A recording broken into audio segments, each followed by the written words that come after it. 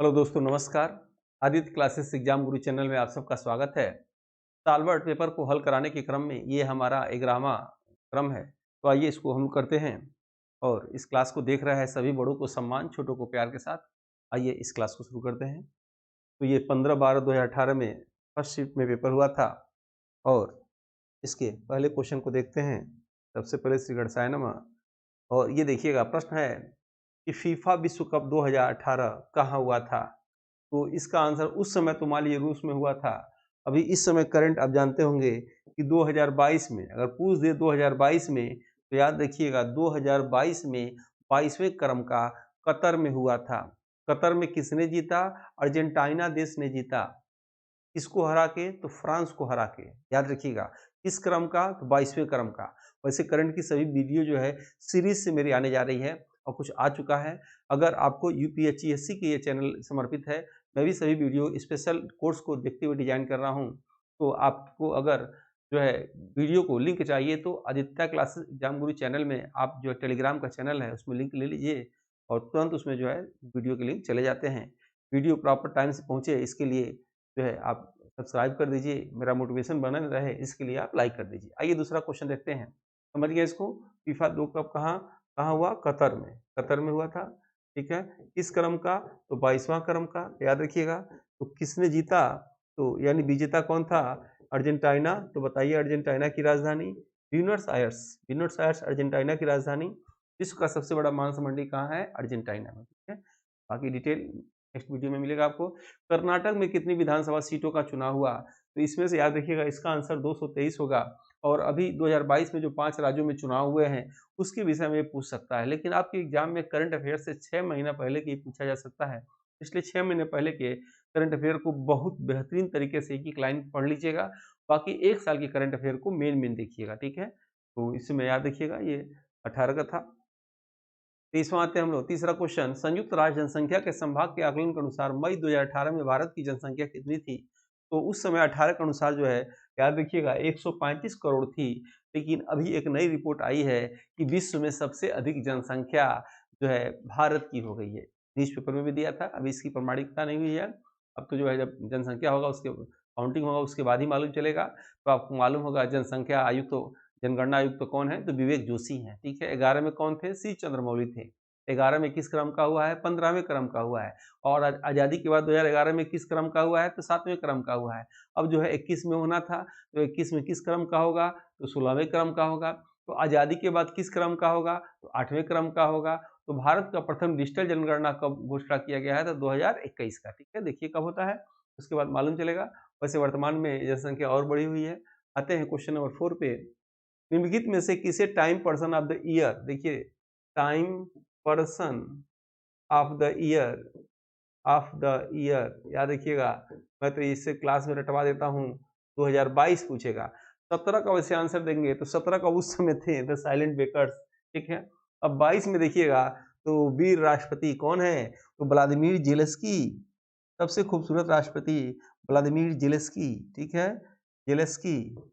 और आप देखे होंगे कई देशों के राष्ट्रपति जब देश पे संकट पड़ता है तो वो राष्ट्रपति देश छोड़ के भाग जाते हैं, लेकिन सलाम करने लायक है व्लादिमीर जेलेंस्की को। जिस व्यक्ति ने क्या किया, अपने सैनिकों के साथ अपने देश में जम के खड़ा रहा है। और इतने महीने हो गए, आज भी व्लादिमीर पुतिन से यानी रूस देश से आज भी इनकी लड़ाई चल रही है। यानी ये यूक्रेन के राष्ट्रपति, यानी 2022 का time person of the year का खिताब किसे दिया गया? Vladimir Zelensky. आप जानते होंगे यूक्रेन के राष्ट्रपति हैं। यूक्रेन की राजधानी कीव है और यूक्रेन में सबसे अधिक क्या होता है? सूरजमुखी होता है। ठीक है। आते हम लोग नेक्स्ट आते हैं। आइए तो नेक्स्ट क्रम में देखते हैं हम लोग क्वेश्चन नंबर 5 को देखते हैं। नीति आयोग द्वारा 28 मार्च 18 को जारी अभिलाषी जनपदों में सूची कौन जनपद सर्वाधिक पिछड़ा हुआ है? ये कह रहा है कि नीति आयोग ने प्रतिवर्ष क्या करता है? नीति आयोग जो है आप जानते होंगे नीति आयोग की स्थापना 1 जनवरी 2015 को हुआ था और ये प्रति वर्ष जो है एक राज्यों का आंकड़ा जारी करता है। तो जब ये एग्जाम 18 में हुआ था, ये 15/12/2018 को एग्जाम हुआ था, तो वो पूछ रहा है कि प्रतिवर्ष जो है 18 में जो है सबसे पिछड़ा कौन सा जो है जिला था? तो उस समय याद देखिएगा मेवाड़ हरियाणा का है। और नीति आयोग जो प्रतिवर्ष आंकड़ा निकालता है, करंट की क्लास में मैं उसको दे दिया हूँ, देख लीजिएगा। और एग्जाम में उम्मीद है उससे बाहर कुछ नहीं आना चाहिए। आते हैं क्वेश्चन नंबर 6 पे। और निम्नलिखित में से किसे डीए फिंगर प्रिंटिंग तकनीकी का जनक माना जाता है? तो बहुत ही इंपॉर्टेंट प्रश्न, कभी भी आ सकता है।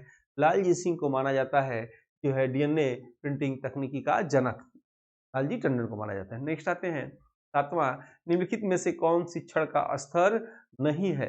पहला है स्मृति स्तर, दूसरा है विभेदीकरण स्तर, तीसरा है विमर्शीय स्तर, चौथा है अवबोध स्तर। तो आपका आंसर हो जाएगा विभेदीकरण स्तर। ठीक है, आते हैं क्वेश्चन नंबर 8 पे। निम्नलिखित में से किसे मानव विकास सूचकांक की संकल्पना को प्रारंभ करने का श्रेय जाता है? तो पहला ऑप्शन है जॉन हॉकिंस, दूसरा ऑप्शन है अमर्त्य सेन, तीसरा है एसी पिगू और चौथा है महबूब उल हक। तो याद रखिएगा, पाकिस्तान के जो है अर्थशास्त्री महबूब उल हक को मानव विकास सूचकांक का जनक कहा जाता है। आप जानते होंगे मानव विकास सूचकांक जो है यूएनडीपी द्वारा तैयार किया जाता है। यूएनडीपी की स्थापना 1965 में हुआ था। इसका मुख्यालय न्यूयॉर्क में है और ये क्या करता है कि जो है प्रति वर्ष मानव विकास सूचकांक जारी करता है। जैसे अगर पूछ दे कि मानव विकास सूचकांक 2022 में भारत का रैंक क्या है, तो भारत का रैंक याद रखिएगा 132वां है, रटे रहिएगा। ठीक है, मानव विकास सूचकांक में 132वां है। लेकिन आपके एग्जाम में प्रश्न आ जाए कि भारत में मानव विकास सूचकांक कौन जारी करता है, तो इसका आंसर एग्जाम में नीति आयोग लगाइएगा। ठीक है, नीति आयोग क्या करता है, भारत में मानव विकास सूचकांक जारी करता है। ठीक है, लेकिन यूएनडीपी क्या करता है, वैश्विक स्तर पे राज्यों का, देशों का जो है ये मानव विकास सूचकांक जारी करता है। तभी पूछ दे कि 132वां रैंक 22 में भारत का है, तो ये कौन जारी किया था, तो क्या आंसर देंगे, यूएनडीपी, जिसके जनक कौन है, महबूब उल हक है। ठीक है, अमर्त्य सेन इनके साथ के थे, ऐसा कहा जाता है। चलिए नेक्स्ट आते हैं हम लोग 9वां, भारतीय शिक्षा आयोग 1964-66 को समानता जाना जाता है। तो देखिएगा 4 ऑप्शन इसमें है। पहला राधा कृष्णन आयोग, कोठारी आयोग, विश्वविद्यालय अनुदान आयोग और मंडल आयोग। तो इसमें आंसर हो जाएगा कोठारी आयोग। दौलत सिंह कोठारी आयोग ने भारतीय शिक्षा ये 1964 लाया था और 10+2+3 लाया था। आप जो है जब तक हम प्रश्न पढ़ रहे हैं तब तक आप आंसर दे दीजिए, इसी बहाने तैयार हो जाएगा। किसी भी एग्जाम का सॉल्वर पेपर यदि आप ठीक से सभी प्रश्नों को दोहरा लेते हैं तो यकीन मानिए 30 से 35% प्रश्नों को आसानी से करने की क्षमता आपके अंदर विकसित हो जाएगी। दूसरा ये जानकारी हो जाएगा कि प्रश्न की प्रकृति क्या है, उसकी एनालिसिस कर पाएंगे आप। तीसरा ये चीज़ मालूम हो जाएगा कि आपकी तैयारी कितनी विस्तार तक है, कितनी सीमा तक है। इसीलिए कोई एग्जाम देने से पहले जितने भी टॉपर होंगे उनका इंटरव्यू को देखिए तो सबसे पहले वो जोड़ देते हैं कि सिलेबस को रट जाओ। क्या कहते हैं, सिलेबस को रट जाओ, रटने के बाद साल भर पढ़ जाओ, उसके बाद जो है अपने हिसाब से बताते हैं कैसे किसको पढ़ना है। तो मैं तो आपसे यही गुजारिश कर सकता हूँ कि साल भर पेपर जितना मैंने रिकॉर्ड किया है उसको आप देख लीजिए, जैसे भी जिस माध्यम से देखना चाहते हो आप देख लीजिए। आते हैं 10वें प्रश्न पे। प्रश्न पूछे उसके बाद हम जब तक पढ़ रहे हैं तब तक आपको आंसर दे देना चाहिए और ये आपको सुविधा होगा। देखिएगा इसमें प्रश्न है, निम्नलिखित विद्वानों में से किसने वैज्ञानिक शोध में चिंतन फलक पैराडाइम शब्द का प्रयोग किया? Auguste Comte, T L. Morgan, T S. Kuhn और ई.एच. कार। तो आंसर होगा डी.एस. कून। ठीक है, आते हैं नेक्स्ट प्रश्न में आएंगे हम लोग और आज का 11वां प्रश्न है कि आते हैं हम लोग, शोध के दौरान ऐसी परिकल्पना का चयन बेहतर होगा जो जो 4 ऑप्शन है, जो अंतिम हो, जांची हुई हो और सर्वमान्य हो। तो इसमें आंसर हो जाएगा टेंटेटिव, यानी अंतरिम हो। अंतरिम किसे कहेंगे, जो अंतिम से पहले होता है। अंतिम नहीं, अंतिम तो लास्ट हो गया, अंतिम से जो पहले होता है उसे अंतरिम कहा जाता है। ठीक है, इसका आंसर क्या होगा, अंतरिम। आइए हम लोग आते हैं क्वेश्चन नंबर 12 पे। विश्वविद्यालय अनुदान आयोग की स्थापना किस वर्ष किया गया है? तो सबसे आसान है, 1954 में, 1956 में, 1958 में, 1960 में। तो ये कब किया गया, तो 1956 में किया गया, याद रखिएगा। ठीक है, 1956 में किया गया। वर्तमान अध्यक्ष कौन है इसके, कमेंट बॉक्स में लिख के बताइए। और आपको हम जो है हमारी संस्था द्वारा एक टेस्ट पेपर तैयार किया गया, उसके विषय में थोड़ा हम बताना चाहेंगे। ये एग्जाम तक, जब तक एग्जाम कब होगा, जब भी होगा एग्जाम तक जो है 999 में आपको यूपीएससी का सिलेबस जो है तो देखते हुए स्पेशल तौर से टेस्ट पेपर शुरू किया गया है, जिसमें आपको पीडीएफ नोट्स हिंदी इंग्लिश में मिलेंगे। मॉडल पेपर लगभग ज़्यादा मिलेंगे, अभी तो 46 से ऊपर ही हो गया है, 50 से ऊपर। सिलेबस वाइज टेस्ट है, ग्रुप वाइज टेस्ट है जो पर डे इधर हो रहा है, साल भर पेपर है और ये सब आपको 999 रुपये में दिए जाते हैं। और आप चाहें तो इसको ले सकते हैं। इसके लिए जो नीचे नंबर दिखाई दे रहा है, इस पे आप हेलो लिख के भेजेंगे, अपना नाम लिख के भेजेंगे, तो आपको एक लिंक जाएगा। उसे इंस्टॉल करने के बाद आप जो है फ्री में पीडीएफ, टेस्ट और वीडियो पड़े हुए हैं, उसको देखिए, एनालिसिस करिए और आपको अच्छा लगे तो आप चाहें तो इसको ले सकते हैं, ठीक है? और वीडियो को अभी तक जिन लोगों ने लाइक ना किया हो, लाइक कर दीजिए, सब्सक्राइब कर दीजिए। ये वीडियो मेरा ऐसे ही आप तक पहुँचता रहे, इसके लिए आप टेलीग्राम ग्रुप को ज्वाइन कर लीजिए, ठीक है? चलिए, इस क्रम में आते हैं हम लोग नेक्स्ट, और आज का ये क्वेश्चन था, यहाँ तक हो गया था, ठीक है? अब आते हैं हम लोग क्वेश्चन नंबर 13 पे। किस देश ने हाल ही में मानव रोबोट सोफिया को नागरिकता प्रदान किया? तो पहला ऑप्शन चीन, दूसरा ऑप्शन ईरान, तीसरा सऊदी अरब और चौथा इराक। तो आंसर हो जाएगा सऊदी अरब, ठीक है? याद रखिएगा, आपके सिलेबस में यूपीएससी के सिलेबस में जो यूनिट फर्स्ट है, उसमें याद रखिएगा एक सेक्शन आप देखे होंगे, उसमें है कि राष्ट्रीय अंतर्राष्ट्रीय प्रमुख घटनाएं व मुद्दे, इसमें बहुत कुछ आ जाएगा, यानी पूरा करंट इसी में समा जाएगा। दूसरा जो दे रखे हैं प्रमुख व्यक्तित्व, तो कुछ लिमिट है, खेल समाचार भी लिमिट है, विज्ञान के क्षेत्र में नवीनतम शोध भी लिमिट है, लेकिन पहला इनका जो पॉइंट है राष्ट्रीय अंतर्राष्ट्रीय प्रमुख मुद्दे घटनाएं, इसमें तो समझ लीजिए आपको पूरा इसमें करंट अफेयर ठीक से पढ़ना होगा, ठीक है? आते हैं हम लोग क्वेश्चन नंबर 14 पे। पश्चिमी घाट के पारिस्थितिकी की विशेषज्ञ पैनल WGIIP का अगुआ कौन है? 4 ऑप्शन इसमें दिया है, आर के पचौरी, दूसरा वंदना शिवा, तीसरा माधव गाडगिल और चौथा प्रदीप कृष्ण। जब तक मैं पढ़ रहा हूं तब तक आपको आंसर दे देना चाहिए, और इसका आंसर होगा जो है माधव गाडगिल, ठीक है? क्वेश्चन नंबर 15 पे आते हैं। क्वेश्चन नंबर आज का 15 है, ब्रिटानी शासकों द्वारा रियासत को विलय सिद्धांत के तहत किसको लिया गया? आप जानते होंगे, अंग्रेज गवर्नर का नाम सुनेंगे, हीरोज। हीरोज ने क्या कहा कि भारतीय स्वतंत्रता, प्रथम स्वतंत्रता संग्राम में अगर कोई अकेली मर्द है, वो कौन है? रानी लक्ष्मीबाई है, मणिकर्णिका है, मनु है, छबीली है, बनारस की राजकुमारी है, गंगाधर राव की पत्नी है, दामोदर राव के माँ है। यानी विलय शासकों के अंतर्गत लिया गया किसे? झांसी। झांसी आंसर आ जाएगा इसका, ठीक है? और आते हैं नेक्स्ट हम लोग जो है क्वेश्चन नंबर 16 पे। 16 है कि सूर्य से 7वां ग्रह कौन सा है? यूरेनस, शनि, मंगल, बृहस्पति। तो आपको क्रम में याद कर लेना है। सूर्य के बाद क्या आएगा? बुध, बुध के बाद क्या आएगा? शुक्र, शुक्र के बाद क्या आएगा? पृथ्वी, पृथ्वी के बाद मंगल, मंगल के बाद बृहस्पति, बृहस्पति के बाद शनि, शनि के बाद अरुण, अरुण के बाद वरुण, ठीक है? ये क्रम याद होना चाहिए। तो इस हिसाब से आपका आंसर क्या होगा? यूरेनस हो जाएगा। नेक्स्ट आते हैं 17 में, संपत्ति का अधिकार क्या है? पूछ रहा है संपत्ति का अधिकार क्या है, तो आपकी एग्जाम में आ सकता है। यह व्यक्तिगत अधिकार है, क्या यह संवैधानिक अधिकार है, क्या यह सामाजिक अधिकार है, क्या यह कानूनी अधिकार है? हाँ, अब ये कानूनी अधिकार है, याद रखिएगा। जो है संपत्ति के अधिकार अनुच्छेद 31 में था, पहले मूल अधिकार था, अब इसे मूल अधिकार से कानूनी अधिकार में बनाकर अनुच्छेद 300 को में कर दिया गया, ठीक है? याद रखिएगा, ये प्रश्न आ सकता है कई बार ये, ठीक है? क्वेश्चन नंबर 18, कुछ क्वेश्चन तो रिपीट भी कर देते हैं लोग। भारत के मुख्य चुनाव आयुक्त की नियुक्ति कौन करता है?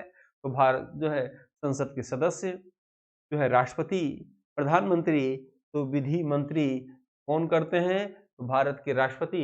तो बताइए, और आप कमेंट बॉक्स में आप हमको बताना है कि मुख्य निर्वाचन आयुक्त की नियुक्ति कौन करता है? तो वर्तमान में मुख्य निर्वाचन आयुक्त का नाम क्या है, और जो है इनका पद क्रम क्या है? तो पद क्रम तो मैं बता दिया, 25वां।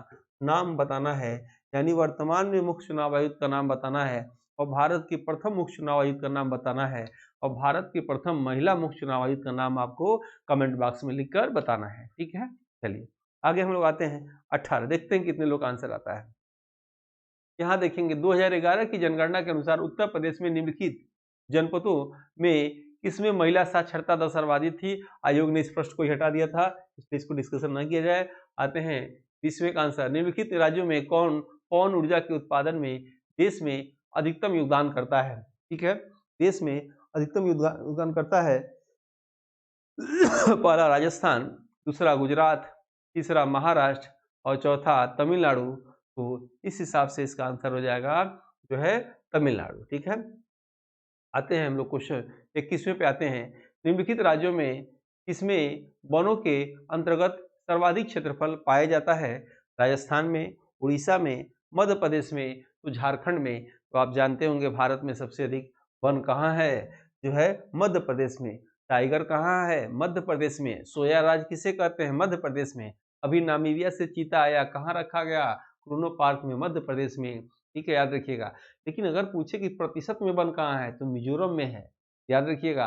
अगर वन सबसे अधिक मध्य प्रदेश में पाया जा रहा है, तो अनुसूचित जनजाति एसटी कास्ट सबसे अधिक कहाँ पाया जाएगा, तो मध्य प्रदेश में पाया जाएगा। ठीक है, ये प्रश्न को इंपॉर्टेंट है, याद रखिएगा। ठीक है, आते हैं हम लोग नेक्स्ट क्वेश्चन नंबर 22 में। सिंधु की निम्नलिखित सहायक नदियों में कौन पाकिस्तान से होकर नहीं बहती है। तो पाकिस्तान से होकर नहीं बहती है, क्यों? क्योंकि जो है एक नदी रावी, ब्यास, सतलज, चिनाब, तो एक ही नदी जो है ब्यास नदी जो है सतलज नदी मिल जाती है। ये तो इसका ये सहायक नदी बन जाती है, यानी क्या हो जाएगा, ब्यास नदी। सहायक नदी वह नदी जो अपना अस्तित्व किसी बड़े नदी में समाप्त कर दे। ठीक है, आंसर क्या होगा भाई। नेक्स्ट आते हैं क्वेश्चन नंबर 23 पे, जो है ब्यास नदी का प्राचीन नाम बिपाशा नदी, रावी नदी का प्राचीन नाम पारसुरी नदी। ठीक है, 23 पे आते हैं। क्वेश्चन नंबर 23, निम्नलिखित राज्यों में कौन भारत में लौह अयस्क का बृहत्तम उत्पादक है। देखिए ये प्रश्न को आप याद मत रखिएगा, क्योंकि प्रति वर्ष आंकड़ा आता है, दो आंकड़ा आता है, एक भंडारण तो जल्दी बदलता नहीं है, उत्पादन क्षमता बदलता है। तो उस समय याद रखिएगा जब ये 18 पेपर हो रहा था तो उड़ीसा था, इस समय आंकड़ा बदल चुका है। आते हैं क्वेश्चन नंबर 24 पे, निम्नलिखित नगरों में कौन गंगा के दाहिने तट पर नहीं बहती। गंगा के दाहिने तट पर नहीं बहती, पटना, हरिद्वार, वाराणसी, कानपुर। तो याद रखिएगा तीसरा आंसर, गंगा के बाएं बहती है वाराणसी। याद रखिएगा वाराणसी में गंगा के बाएं बहती है। ठीक है, तो एक कमेंट में एक और प्रश्न लिख के बताइए, जो है उत्तर भारत की या गंगा नदी की सबसे बड़ी सहायक नदी का नाम बताइए। अब आइए 25वां प्रश्न। 25वां प्रश्न आते हैं। 25वां है कि वेदों की ओर वापस लौटो नारा किसने दिया। क्या स्वामी विवेकानंद ने दिया, क्या राजा राम मोहन राय ने दिया, क्या बाल गंगाधर तिलक ने दिया, क्या स्वामी दयानंद सरस्वती ने दिया। तो वेदों की ओर वापस लौटो किसने कहा, तो स्वामी दयानंद सरस्वती ने कहा। याद रखिएगा सत्यार्थ प्रकाश लिखा था इन्होंने, एक पुस्तक लिखा था सत्यार्थ प्रकाश, वेदों को हिंदी में रूपांतरित करके। तो एग्जाम में पूछता है सत्यार्थ प्रकाश किसने लिखा, तो स्वामी दयानंद सरस्वती ने लिखा। तो किस भाषा में लिखा, तो हिंदी में लिखा। वेदों की ओर लौटो किसने कहा, स्वामी दयानंद सरस्वती ने कहा। ठीक है, और भी इनके विषय में जीएससी क्लास में लेक्चर लेंगे, बताएंगे आपको। अभी आगे चलते हैं। 26वां, गदर पार्टी के संस्थापक कौन है। लाला हरदयाल, सुभाष चंद्र बोस, माधव कामा, मदन लाल ढींगरा। क्या कहेंगे, लाला हरदयाल। सैन फ्रांसिस्को में 1913 में गदर पार्टी की स्थापना हुआ था। ठीक है, आते हैं क्वेश्चन नंबर 27 पे। 27 है, निम्नलिखित विद्रोह में कौन सी दो कांडों से संबंधित है। कौन था, कोल विद्रोह, संथाल विद्रोह, फांसी विद्रोह और भील विद्रोह। तो इसमें से आंसर हो जाएगा संथाल विद्रोह। ठीक है, आते हैं क्वेश्चन नंबर 28 पे।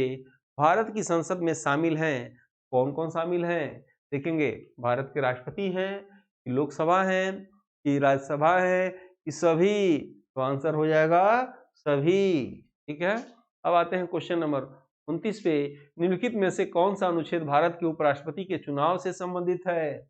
अनुच्छेद 70, अनुच्छेद 67, अनुच्छेद 66, अनुच्छेद 64। तो आंसर हो जाएगा अनुच्छेद 66। और आज का आखिरी प्रश्न, लोकसभा में राज्यों में निर्वाचित सदस्यों की संख्या कितनी है। प्रश्न देखिएगा, कह रहा है लोकसभा में राज्यों से निर्वाचित संख्या कितनी है। तो आप आंसर देंगे इसमें से क्या, 530। याद रखिएगा कुल पूछेगा तो 552। ठीक है, तो इसी के साथ आज की क्लास हम समाप्त करते हैं। कि हमारी टीम द्वारा टेस्ट सीरीज चला जा रहा है, जिसको समझ में आए ले सकता है। ठीक है, हम लोग मिलते हैं, आपके कमेंट का मुझे इंतजार रहेगा। और ठीक है, मिलते हैं हम लोग नेक्स्ट वीडियो में। जय हिंद, जय भारत।